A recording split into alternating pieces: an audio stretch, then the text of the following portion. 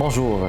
C'est avec plaisir que nous accueillons aujourd'hui chez Arts et Lettres ici Télévision M. Paul Evra, directeur général du Centre Lassalien. Paul Evra est diplômé en relations internationales en études politiques appliquées à l'Université de Sherbrooke. Il s'implique depuis très jeune auprès de la population du quartier Saint-Michel, dans lequel il a grandi. Parmi ses nombreuses implications, il siège sur la table de la diversité, l'inclusion et la lutte contre les discriminations de la ville de Montréal.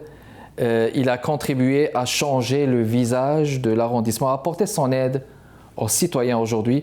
Et c'est à titre de directeur général du Centre Lassalien qui consacre ses efforts dans les domaines de l'éducation et de la lutte contre les inégalités sociales. Par son travail, son engagement et ses différentes expériences, il contribue à donner des opportunités à des jeunes qui sont souvent bien privés de ça. Il offre à un quartier entier la possibilité de voir plus loin et de bâtir son avenir grâce aux jeunes en général. Ici Kamal Benkiran, bienvenue chez Arts et Lettres à ICI Télévision. Je souhaite la bienvenue parmi nous, M. Evra.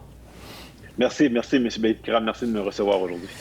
Ça fait plaisir de vous accueillir chez Arts et Lettres. Bon, comme on peut le constater, vous avez des engagements qui sont tout à votre honneur. Il faut parler de ces engagements, justement, votre dévouement à la communauté, au quartier Saint-Michel, l'un des quartiers, les plus ethniques de Montréal et les plus riches en termes d'ethnicité et de potentiel et de présence des jeunes vraiment dévoués de manière générale. Juste le bilan que vous pouvez faire de cet engagement au niveau de Saint-Michel, une question générale à ce niveau. Je vous dirais que vous l'avez bien dit au début, c'est un des quartiers les plus riches à Montréal par sa diversité. Je dirais que je suis une des gouttes qui fait la richesse de ce quartier. Donc, moi, mon engagement a été beaucoup dans le monde de la scolaire et de la prévention. J'ai été commissaire scolaire à la Commission scolaire de Montréal pendant quelques années. J'ai toujours cru que pour changer le visage d'un quartier, il fallait y aller par l'éducation. Donc, tout ce que je fais est en l'éducation. Aujourd'hui, c'est à titre de directeur général du centre socio-éducatif, le centre Lassalien Saint-Michel, que je continue de travailler parce que pour moi, la clé, c'est l'éducation. Alors, justement, nous avons eu l'occasion d'accueillir chez Arts et Lettres aussi un des acteurs, des personnages clés, monsieur le député France Benjamin, qui fait aussi beaucoup à ce niveau. J'imagine qu'il y a une collaboration à ce niveau, parce que lui aussi, il s'occupe du dossier des jeunes. Tout à fait, tout à fait. En fait, France, il est chez lui au centre. Il vient même plus me saluer parce qu'il m'a juste la clé. D'ailleurs, je vais lui donner la clé du centre. Parce que c'est important d'avoir des personnes comme France Benjamin qui croient à la jeunesse puis qui mettent des actions pour la jeunesse. Fait qu'on, c'est sûr qu'on travaille en collaboration. D'ailleurs, la première édition, c'était un des très grands collaborateurs de notre première édition du concours littéraire. Donc, oui, on travaille beaucoup avec France Benjamin. Excellent. Vous êtes donc directeur général de ce centre, le centre Lassalien. Comme ça, le centre Lassalien, pouvez-vous nous en dire plus, les objectifs et le mandat de manière générale? C'est une excellente question. Moi, je vous dirais qu'on permet aux jeunes de devenir des citoyens. Ce qu'on fait, en fait, c'est qu'on prend les jeunes, puis on regarde c'est quoi les opportunités qui leur manquent, puis on essaie de travailler là-dessus. Donc, la mission globale, c'est un centre socio-éducatif qui vient en aide aux familles les plus vulnérables, les nouveaux arrivants, et en créant des ponts. On crée des ponts avec la société d'accueil, on crée des ponts avec le système scolaire, on crée des ponts avec la société civile. Donc, nous, au Centre Lassalien, on va aller adapter nos projets puis nos programmes par rapport aux besoins. Je vous dirais que la pandémie nous a permis de développer un programme, exemple, qui s'appelle Agir ensemble. On venait donner de la nourriture aux familles qui ne mangeaient qu'un repas par jour. Donc, on est vraiment venu adapter notre programmation en lien avec les problématiques. Fait que nous, notre but, c'est de contribuer à faire de ce quartier l'un des plus beaux quartiers au monde, j'ai envie de dire. Et pour y arriver, on doit écouter les besoins de la population. On parle d'un centre socio-éducatif, mais j'ose présumer que c'est le premier, parce qu'on n'entend pas vraiment beaucoup de centres socio-éducatifs. Est-ce qu'on peut le dire comme ça? Il est parmi les premiers qui existent à Saint-Michel? Bien, à Saint-Michel, puis je vous dirais, au Québec, le centre socio-éducatif, ça existe dans beaucoup d'endroits dans le monde. Je vous dirais qu'en Italie, il y a des centres socio-éducatifs. En Afrique de l'Ouest, il y a beaucoup de centres socio-éducatifs. Mais au niveau de Montréal, je vous dirais que j'en connais pas. Au niveau du Québec non plus. La différence, c'est que nous, chaque projet qu'on fait a une mission éducative. Donc, je vais donner un exemple simple. Si on vient et on me dit on veut travailler sur une équipe de soccer, je vais vous dire c'est quoi la mission éducative derrière ça. Collaboration d'équipe, travail d'équipe, travailler en société, comprendre ton rôle puis ta position. Donc, chaque mission qu'on va venir faire, nous, a une mission éducative. Parfait. Est-ce qu'il y a eu des précédentes éditions de ce centre? Peut-être on parle là de la deuxième. Il y a eu une précédente. Voulez-vous nous en parler? OK, d'accord. C'est une excellente question. En fait, le centre s'est adapté à la réalité. Le centre a été créé il y a 11 ans, je vous dirais. Ça a commencé dans un sous-sol d'église. Et aujourd'hui, nous avons un bâtiment neuf qui accueille les gens. Donc, ça fait 5 ans qu'on continue à améliorer ce que le centre y fait, qu'est-ce qu'il offre. Puis c'est toujours en lien avec les besoins de la population. Je vous dirais que nous avons installé une boîte à rêves au centre Lassalien. Il y a un comité rêve. Donc, les gens, les usagers, les jeunes, les parents, les employés mettent leurs rêves à l'intérieur de cette boîte à rêves. Et c'est comme ça qu'on améliore, en fait, notre centre. Ben, c'est une magnifique initiative. Donc, chacun exprime son rêve, là. Il le met dans la boîte et puis on tend à pouvoir ou vouloir le réaliser. Est-ce que c'est arrivé que vous avez réalisé donc ces rêves en général? Ouais. En fait, je vous dirais que c'est le travail, c'est mon travail. En ce moment, je me retrouve dans un studio d'enregistrement au centre Lassalien parce qu'un jeune qui avait écrit, plusieurs jeunes en fait avaient écrit, qui rêvaient de pouvoir faire de la musique, faire des podcasts, pouvoir travailler avec les métiers en lien avec l'art. Oui. Donc, on est venu développer le studio d'enregistrement dans lequel je me trouve.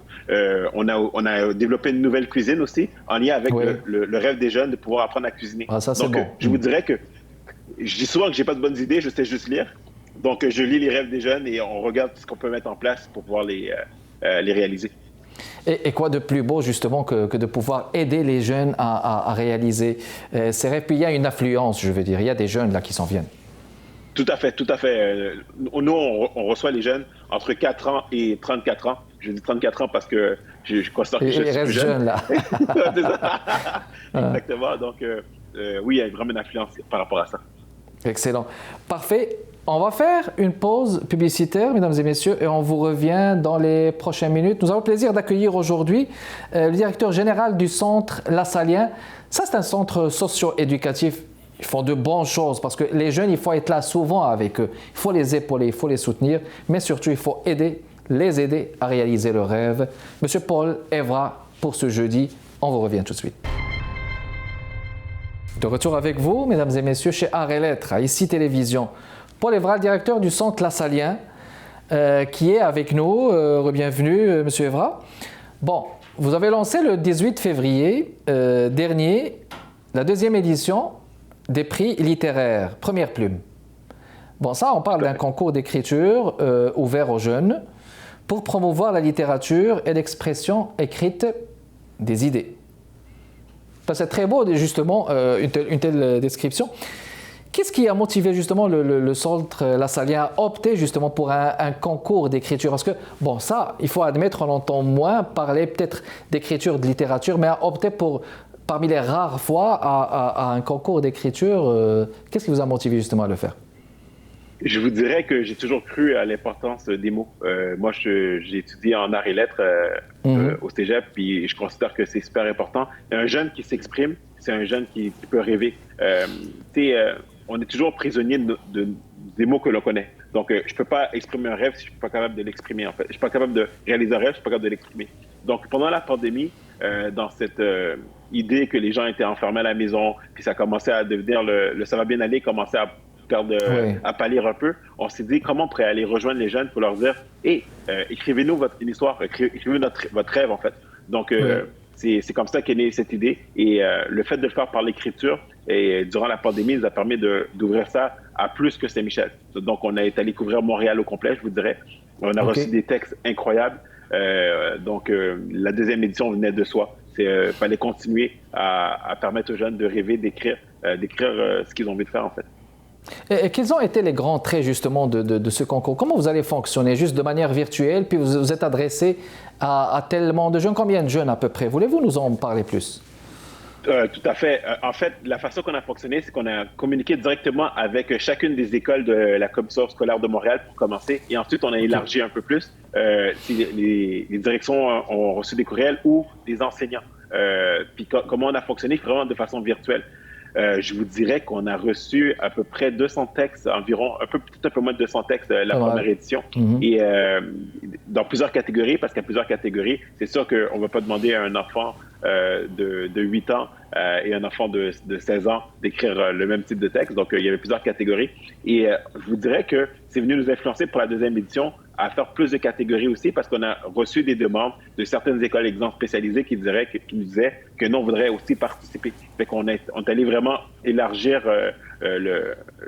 les personnes qui peuvent participer en lien avec les réponses qu'on a eues. Je vous dis, moi, j'ai eu la chance comme directeur d'avoir un texte coup de cœur et de voir cette jeunesse qu'on ne parle pas, qui est capable de s'exprimer, capable de rêver. Je vous dis que c'est l'avenir, en fait. Puis, moi, j'ai la chance d'avoir lu beaucoup de textes, la plupart des textes, et je vous dirais qu'elle est belle, notre jeunesse, en fait.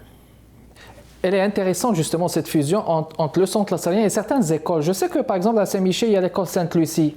C'est une école très particulière là-bas. Bon, quelqu'un de la famille, il avait ses enfants là-bas, une école très originale. Juste savoir, concernant par exemple la participation, vous avez parlé de 200 personnes, bon, il y a cette fusion avec les écoles, mais il peut y avoir aussi des engagements ou des partenariats avec même carrément le Salon du Livre de Montréal ou d'autres salons du livre. Est-ce que c'est une idée qui est naissante? Est-ce qu'elle est probable peut-être dans le futur? Nous le voulons. Nous voulons absolument puis pouvoir faire un livre avec les textes gagnants, éventuellement, pouvoir vraiment travailler le Salon du Livre. C'est le but parce que il y a eu la pandémie, donc au niveau des partenariats avec le Salon du Livre, c'est un peu plus difficile. Avec différents partenaires qu'on a ciblés, c'est un peu plus difficile, mais c'est un rêve. En fait, c'est le début. J'ai envie de dire qu'on a planté un arbre, puis le temps que ça devienne une forêt, on a beaucoup d'eau à mettre et à arroser, donc c'est ce qu'on va continuer à faire, en fait. Ça prend exactement. Par rapport à l'écriture, il faut dire qu'il y a aussi le volet de la lecture. Donc, ça va de soi, l'écriture et lecture.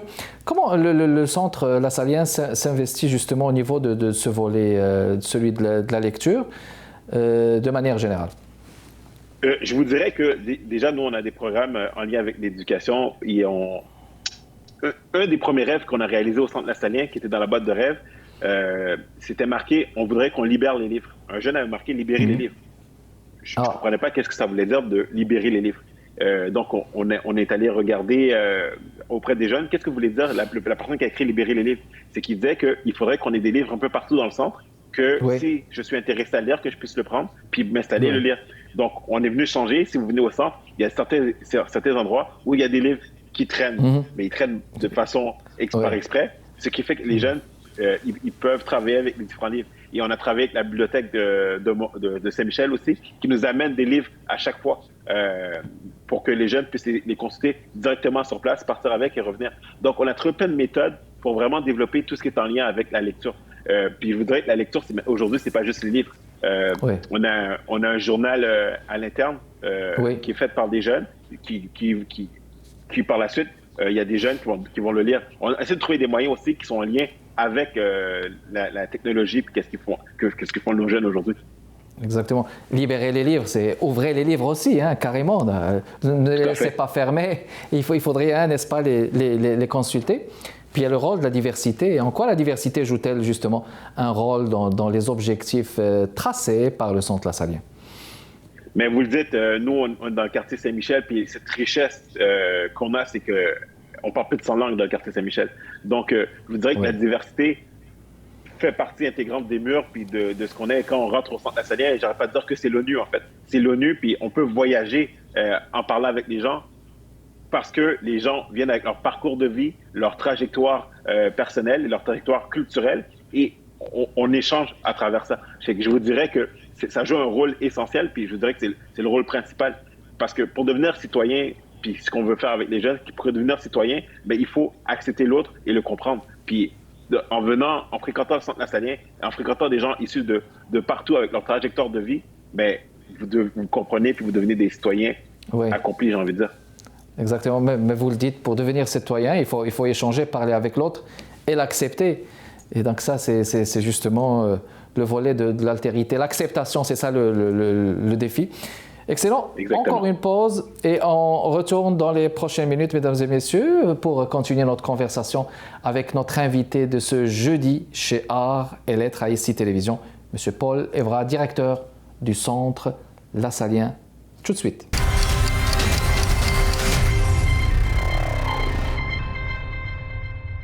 De retour avec vous, mesdames et messieurs. Ce jeudi, on accueille M. Paul Evra, qui est directeur du Centre Lassalien, mais qui est très actif dans cette magnifique communauté, la communauté de Saint-Michel, ou la communauté michelloise, comme on le dit. On le dit comme ça, la communauté michelloise.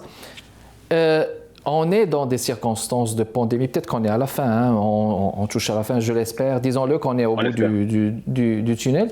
Comment vous avez fait justement pour négocier vos projets, surtout que les jeunes, il fallait qu'ils soient là, présents, au centre de temps en temps, avec les circonstances de la pandémie. Comment est-ce que vous avez fait justement pour continuer vos activités?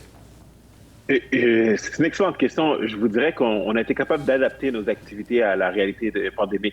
On a créé plusieurs programmes. Exemple, on a un camp de jour qui s'appelle le camp des pros, c'est un camp pédagogique où on prenait les personnes dont le français n'était pas la première langue, qui n'ont pas réussi à vraiment socialiser pendant la pandémie, et on leur a créé un camp de jour uniquement pour eux, pour leur permettre d'apprendre la nouvelle langue et quand même faire des activités.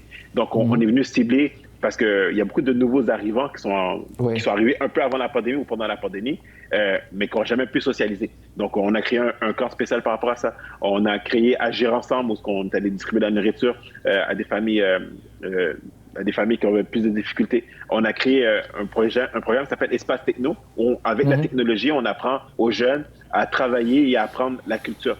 Donc, ça, c'est les classes qui venaient, donc en groupe bulle, faire des activités directement au Centre Lassalien. Je vous dirais que la pandémie nous a permis d'innover et de répondre autrement aux différents besoins. Excellent. Tout ce qui est technologie aussi, c'est important parce qu'il faut écouter les jeunes. Il faut écouter leur envie parce qu'on est dans une époque où le numérique et la technologie, c'est définitivement acquis, non seulement pour les jeunes, mais les adultes aussi. On est souvent, n'est-ce pas, absorbé par cette technologie. Les partenaires qui vous soutiennent, Monsieur Evra, pouvez-vous nous en dire plus? Quels sont les partenaires qui sont souvent là avec vous, qui vous suivent? Wow, j'aurais tellement peur d'en oublier. On a des partenaires dans la Ville de Montréal, l'arrondissement Saint-Michel, le gouvernement du Québec, le gouvernement du Canada. On a le député Franck Benjamin qui est chez lui ici, la députée fédérale Patricia Latenzo qui nous soutient aussi, les élus municipaux.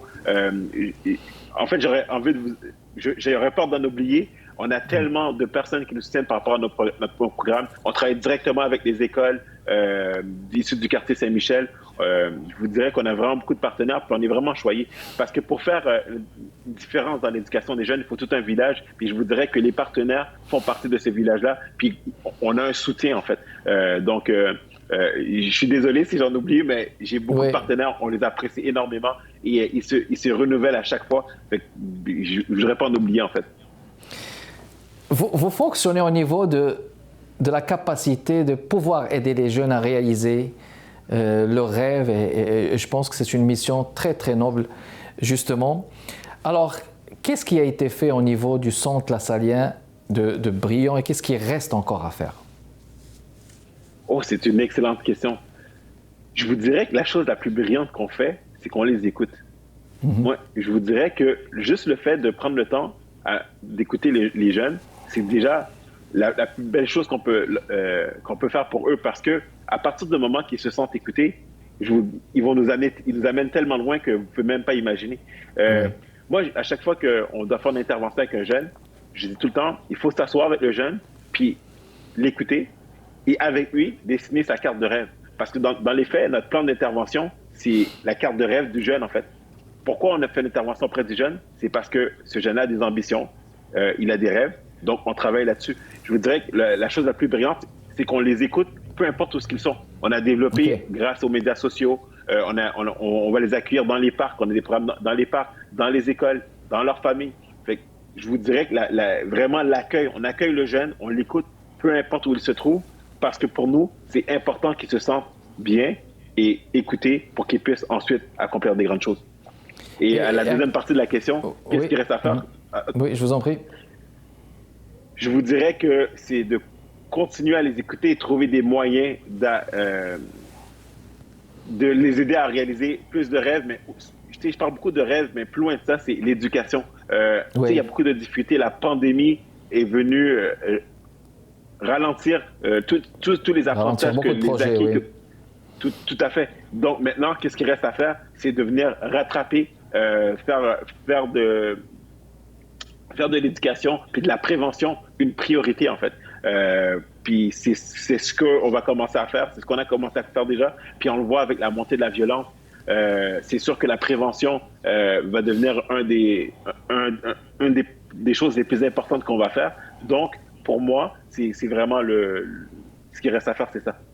C'est ça. Et puis, bon, vous enchaînez justement, j'allais enchaîner avec cette question de la violence parce qu'on voit qu'il y a, que ça grimpe beaucoup, que c'est de plus en plus présent.